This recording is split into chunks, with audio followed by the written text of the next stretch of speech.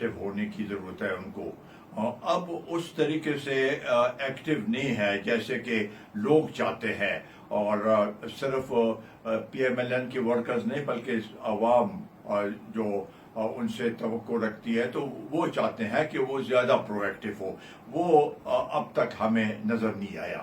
وہ ہے کہ وہ خوش ہے یا ناخوش ہے. ان کے بھائی ملک کا وزیر اعظم ہے, ان کی بیٹی وزیر اعلیٰ ہے پنجاب کی, سب سے بڑی صوبے کی, اور بھائی ان کے ساتھ وقتاً فوقتاً ان کے ساتھ مشورہ کرتے ہیں, ایڈوائس لیتے ہیں.